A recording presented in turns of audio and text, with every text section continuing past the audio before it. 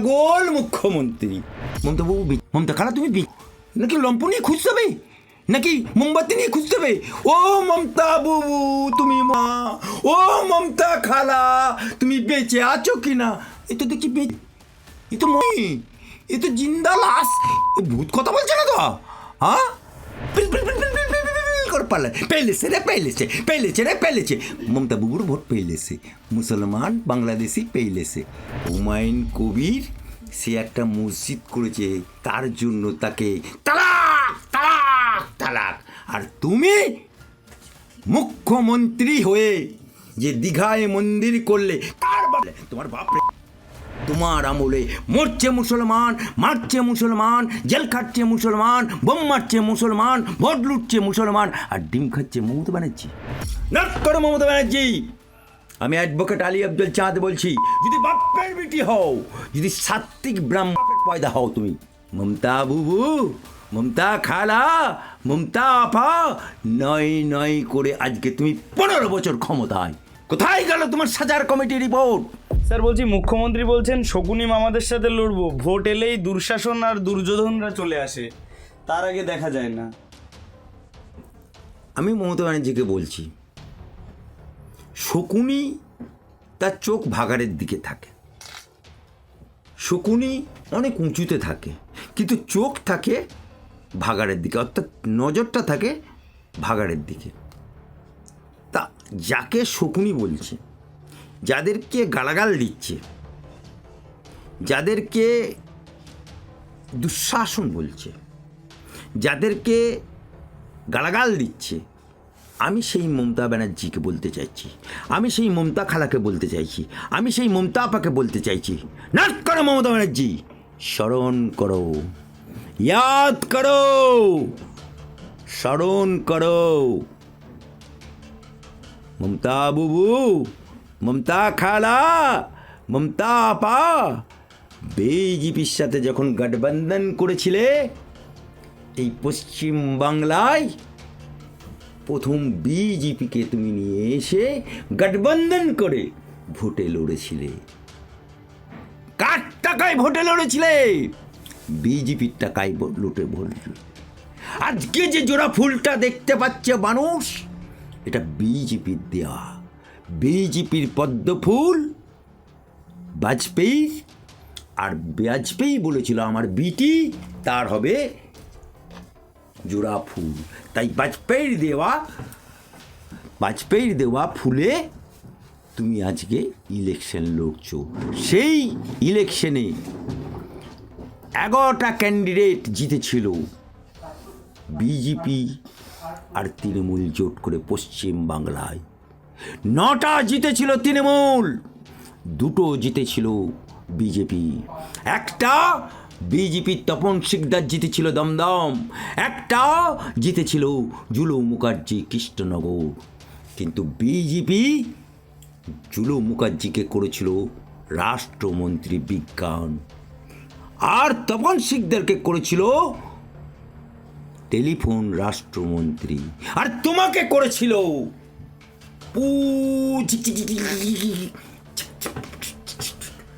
রেলমন্ত্রী।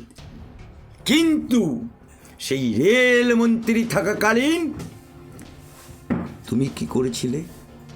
একটা বাংলায় কহাবত আছে, কুকুরের পেটে ঘি বেশি দিন হজম হয় না। কুকুরের পেটে ঘি হজম হয় না, সেই রকম মমতার পেটে দিল্লির ভারতবর্ষের রেলমন্ত্রী হজম হলো না। তেহলকা ডটকম, মাকে না খায় না গায়ে দেয়, কেউ জানে না, সেটাকে ইস্যু করে তুমি তালাক তালাক তালাক, রেলমন্ত্রী বাদ বাদ বাদ নিজেই করে দিল, ইস্তফা দিল। তার কিছুদিন পরে তুমি আবার হলে দপ্তরবিহীন মন্ত্রী।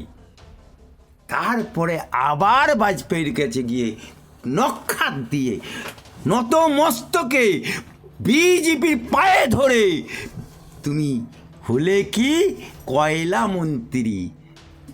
সিপিএমের পুরনো দেয়ালগুলো আজও পশ্চিমবাংলায় খুঁজলে পাওয়া যায়। সিপিএম লিখেছিল কয়লা ময়লা সাবান দিয়ে ধুলে যায় না। আজকে সেই বিজেপির গর্বে জন্ম নিয়ে বিজেপি তোমাকে রেলমন্ত্রী করেছিল, বিজেপি তোমাকে কয়লা মন্ত্রী করেছিল ভারতবর্ষের বুকে। সেই ভারতের কেন্দ্রীয় স্বরাষ্ট্রমন্ত্রীকে তুমি গালাগাল দিচ্ছ। সেই ভারতীয়, উনি স্বরাষ্ট্রমন্ত্রীর পদত্যাগ দাবি করছেন। আমি বলতে চাই যে উনি যখন রেলমন্ত্রী ছিলেন তখন রেল দুর্ঘটনা হয়েছিল, উনি কি রেলমন্ত্রী থেকে পদত্যাগ করেছেন? উনি বাংলার মুখ্যমন্ত্রী থাকাকালীন অভয়াকাণ্ড হলো সারা বাংলা। রাত 2টো পর্যন্ত সমস্ত বাংলার মায়েরা বুবুরা খালারা আপারা মাসিরা পিসিরা we want justice, we demand justice চিৎকার করলো। তুমি তো পদত্যাগ করলে না। তামান্না খুন হলো, তুমি তো পদত্যাগ করলে না। আনিস খান খুন হলো, তুমি তো পদত্যাগ করলে না। বকটুয়ে মুসলমান একটা পরিবারে দাউ দাউ করে আগুন জ্বলিয়ে যখন পুড়ছে, তারা বাচ্চা বাচ্চা ছেলে মেয়েরা চিৎকার করছে বাঁচাও বাঁচাও। তোমার পুলিশ দূরে দাঁড়িয়ে থেকে দেখছেই, পাশে পাশে বাড়ি থেকে কোনো বালতি করে জল নিয়ে যেতে পারছে না পুলিশের ভয়ে। আজকে তখন তুমি বকটুই কাণ্ডে পদত্যাগ করেছিলে। 26,000 চাকরি যখন চলে গেল তুমি পদত্যাগ করলে। খাদ্য কেলেঙ্কারিতে যখন বালু জেল কাটলো তুমি পদত্যাগ করলে। শিক্ষামন্ত্রী যখন জেল খাটলো, তার ঘনিষ্ঠ অপার বাড়িতে লক্ষ লক্ষ টাকা পাওয়া গেল, সে টাকা গোনার জন্য মেশিন আনতে হলো, তুমি পদত্যাগ করেছিলে। তুমি বলেছিলে এসে আর আমি হতে দেবো না বেঁচে থাকতে। কই তুমি মরলেও না, তুমি পদত্যাগও করলে না। আবার তুমি মুসলমানদের সাথে নাট করো মমতা ব্যানার্জি।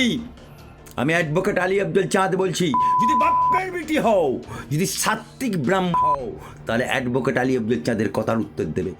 হও তুমি, তুমি কি বলেছিলে ক্ষমতায় আসার আগে? বদলা নয়, বদল চাই। সাচার কমিটি রিপোর্ট, তুমি মুসলমান পাড়ায় পাড়ায় গিয়ে কি বলে, মায়েরা বুবুরা খালা জানেরা আপ্পা জানেরা চাচা জানেরা চাচি জানেরা, এই দেখুন বামফ্রন্টের আমলে মুসলমানদের কি করুণ অবস্থা। চাকরি নেই, বাকরি নেই, ব্যবসা নেই, বাণিজ্য নেই। এই দেখুন চাকরি মাত্র 2%। এই দেখুন মাদ্রাসা 273খানা মাদ্রাসা। আবার বুদ্ধিতে বলছে মাদ্রাসাতে টেরিজম তৈরি হয়। আপনারা এই বামফ্রন্ট সরকারকে ফেলে দিন, সরিয়ে দিন, আমাকে ক্ষমতায় আনুন। আমি কথা দিচ্ছি মমতা ব্যানার্জি, পশ্চিমবাংলায় 10,000 মাদ্রাসা করে দেবো। আমি সাচার কমিটি রিপোর্ট বাস্তবে রূপ এনে দেবো। মমতা বুবু, মমতা খালা, মমতা আপা, নয় নয় করে আজকে তুমি 15 বছর ক্ষমতায়। কোথায় গেল তোমার 10,000 মাদ্রাসা? কোথায় গেল তোমার সাচার কমিটি রিপোর্ট? বামফ্রন্টের আমলে 2% চাকরি ছিল, তোমার আমলে সেটা নিচে নেমে এসে 0.5%। বামফ্রন্ট আমলে 273টা মাদ্রাসা ছিল, 275টা হয়নি। 10,000 তো বহু দূর কা বাত। আজকে তোমার আমলে মরছে মুসলমান, মারছে মুসলমান, জেল খাটছে মুসলমান, বোম মারছে মুসলমান, ভোট লুটছে মুসলমান, আর ডিম খাচ্ছে মমতা ব্যানার্জি, ডিম খাচ্ছে অভিষেক ব্যানার্জি। আজকে বাংলার বুকে তুমি মুসলমানদের সাথে কিভাবে গাদ্দারি করলে? তুমি বহরমপুরে গদগদ মুসলমান জেলাতে মুর্শিদাবাদে দাঁড়িয়ে তুমি কি বললে? मैं हूं ना, मैं हूं, मैं ममता खाला हूं, मैं ममता पा हूं, मैं तुम लोग को मुसलमान को मसीहा हूं। देखिए, एक आदमी को जरूरत नहीं है वाकफ इम्प्लीमेंट मैं होने नहीं दूंगा। ওয়াদা করলো। আর যদি কেউ আন্দোলন করতে চায় দিল্লি যাও। কিন্তু 5 দিন বাকি থাকতে, 5 মাস আগে বললো, আর 5 দিন বাকি থাকতে বলছে কেন্দ্র সরকার, ভারত সরকার, বিজেপি সরকার ওয়াকফ বিল যাহা বলিল তাহাই আমি মানিয়া লইলাম। মুসলমানদের তো ধাকাল দিলে, নদীর কিনারে তো ধাকাল দিলে। আজকে তুমি বিজেপির সমালোচনা করছো। আজকে দুঃশাসনের সরকার, শকুনির সরকার চলছে কোথা? গুজরাটে। গুজরাটে মুসলমানের বাস কত? মাত্র, নোট করো, আমি আঁকড়া দিয়ে বলছি, চ্যালেঞ্জ করছি তোমাকে, 11% মুসলমানের বাস। সেখানে বিজেপি সরকার, যোগী সরকার, সাম্প্রদায়িক সরকার, শকুনি মামার সরকার, মমতার ভাষায় সেই যোগী সরকার 11% মুসলমানের বাস, 10% মুসলমানের সরকারি চাকরি, বিডিও অফিসে, পঞ্চায়েত অফিসে, বিএলআরও অফিসে, থানায়, এসডিও অফিসে, এসডিওর অফিসে, ডিএলআর অফিসে। অর্থাৎ মুসলমানের বাস 11, 10% মুসলমানের সরকারি চাকরি। আর তোমার এখানে মুসলমানের বাস সরকারিভাবে 35 আর বেসরকারিভাবে আঁকড়া হচ্ছে 52। অর্থাৎ তোমার এখানে চাকরির হার মুসলমানদের 0.5%। তাই না? চালু নিয়ে আবার ছুঁচের বিচার করছে। স্যার বলছি, এই এসআইআর আবহে যে 60 জনের মৃত্যু হয়েছে তার জন্য মুখ্যমন্ত্রী নির্বাচন কমিশন এবং জ্ঞানেশ কুমারকে দায়ী করছেন এবং বলছেন, জ্ঞানেশ কুমারকে উদ্দেশ্য করে বলছেন যে আপনারা জানেন না বাংলার মানুষ আপনাদেরকে ভ্যানিশ করে দেবে। কে বলছে? মুখ্যমন্ত্রী। পাগল মুখ্যমন্ত্রী, যে কিনা কবিতা লেখে এপাং ওপাং ধাপাং, আবার বলে যে মহাকাব্য লিখেছে কাজী নজরুল, বাপের জন্মে শুনিনি। যে কিনা বলে যে মহাকাশে গেছে রাকেশ হোসেন, বাপের জন্মে শুনিনি। এই মুখ্যমন্ত্রী কি বলেছিল?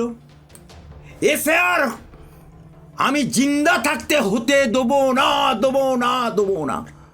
মমতা বাবু বেঁচে আছে? মমতা খারাপ তুমি আছো নাকি? লম্প নিয়ে খুঁজতে হবে নাকি মোমবাতি নিয়ে খুঁজতে হবে? ও মমতা বাবু তুমি কি না? ও মমতা খালা তুমি বেঁচে আছো কি না? আছে, এ তুমি, এ তো জিন্দা লাশ। এ ভূত কথা বলছে না তো? হ্যাঁ, পরি কথা বলছে না তো? তাহলে মমতা বাবু যখন এসআর শুরু হলো, করে পারলে পেলেছে মমতা বাবুর ভোট পেলেছে, মুসলমান বাংলাদেশি পেলেছে। গুলশান কলোনি খালি হয়ে গেল, ডানকুনি খালি হয়ে গেল, দমদম খালি হয়ে গেল, নাগের বাজার খালি হয়ে গেল, দক্ষিণ 24 পরগনা খালি হয়ে গেল, বেড়াচাপা খালি হয়ে গেল, নদিয়া খালি হয়ে গেল, মুর্শিদাবাদ খালি হয়ে গেল। আজকে মুসলমান ভোটে তুমি জিতে আছো, তাই মুসলমানরাও এবারে জেগেছে।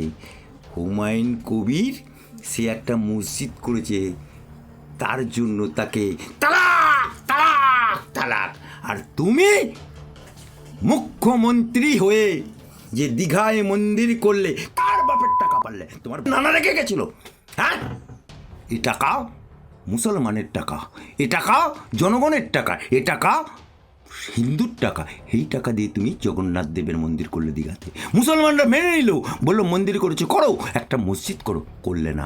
উল্টে তুমি পাহাড়ের মন্দিরটাকে, মহাকাল মন্দিরকে নিচে নামিয়ে 25 একর জায়গা দিয়ে দিলে মন্দির করার জন্য। তুমি নিউ টাউনে দুর্গাঙ্গন মুসলমানের জায়গা, মুসলমানের মসজিদের জায়গা, অস্থায়ী মসজিদকে তুমি কেড়ে নিয়ে সেখানে দুর্গাঙ্গন করছো, তাই না? মমতা সূত্রে খবর 262 কোটি, 200 এ টাকা দুর্গাঙ্গনের জন্য এ টাকা মমতা বাবু কারো বাবার টাকা না। আজকে পশ্চিম বাংলায় নষ্ট করো মমতা ব্যানার্জি।